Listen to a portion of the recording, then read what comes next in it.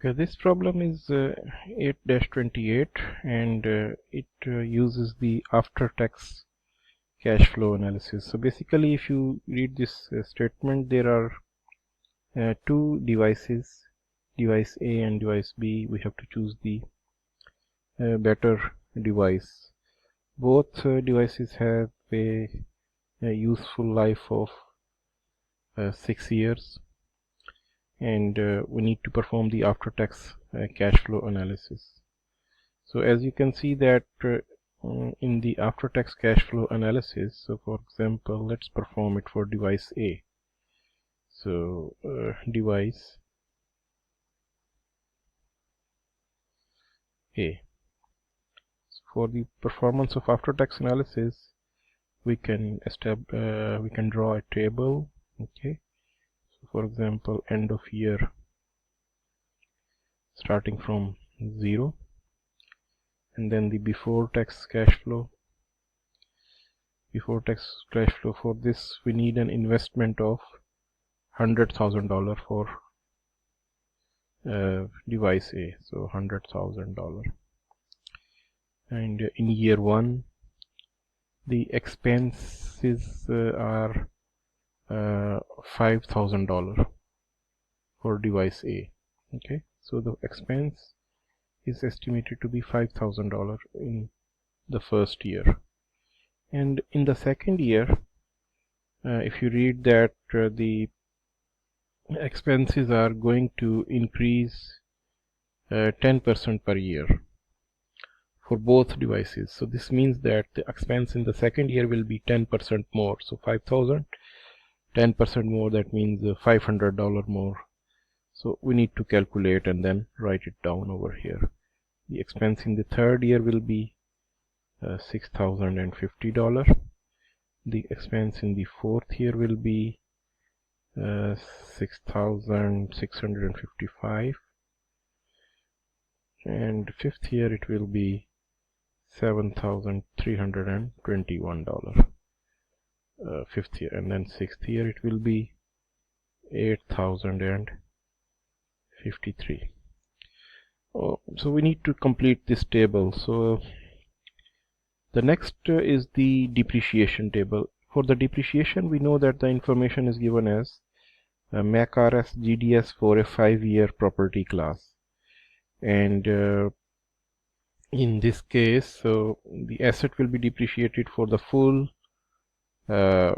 recovery period. So for the 5-year property class, you know that the recovery rates you can see from table 7-3 from the book. So the recovery rates are 0.2, 0.32. So these are from table 7-3 in the book for a recovery period of 5 years. 0.192, 0.32, no, 0.1152, 0.1152, and then 0.0576.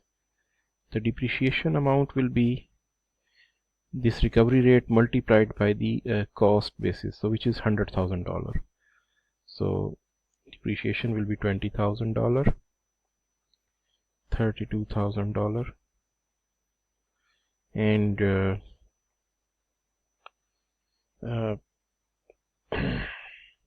$19,200, $11,520, $11,520, and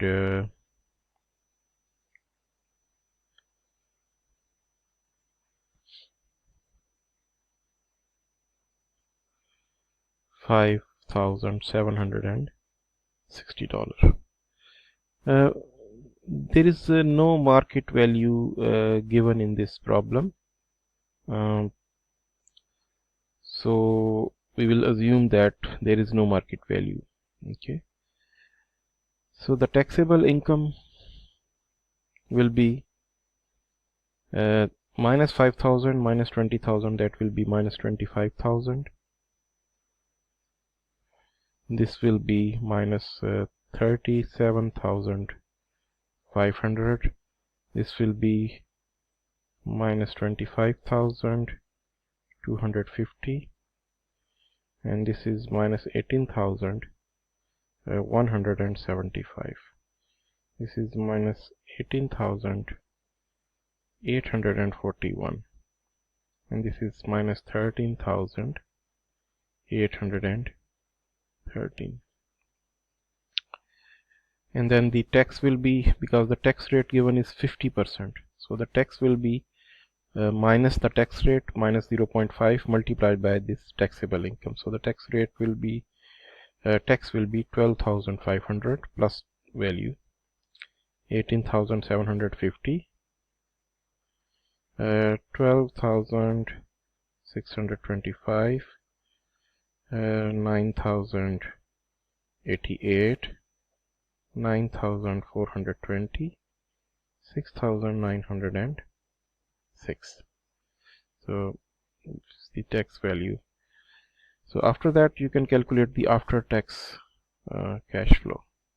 So the after tax cash flow in year 0 will be the same as the investment amount, and then this will be 7,500 because it is the before tax cash flow plus the tax, so minus 5,000 plus 12,500, so it will be 7,500, 13,250, 6,575, 2,433, 2,100, and the last one will be minus 1,146. So if we want to determine its present worth, so simply we need to discount each of the cash flow term. So for example, 7,500 will be divided by 1 point. The interest rate is 8%, okay, 1.08, and the next term will be divided by 13,250 divided by 1.08 square, and then you will go it so on. The last term will be minus 1,146 divided by 1.08 power 6. Okay, so there will be total 6 such discounted terms. So in the end you will get minus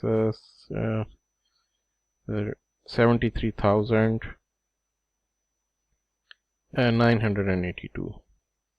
So you may, depending on the rounding or the calculation accuracy, you may get a little bit different answer as well, but approximately the answer will be the same.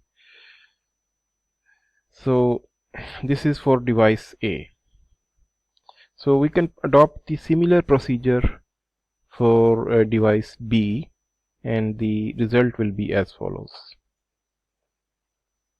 So if you do the same process for device B, so you will get these calculations in the tabular format, and you will see that the present worth is equal to $97,879, which is numerically less than the present worth in device A. So our choice will be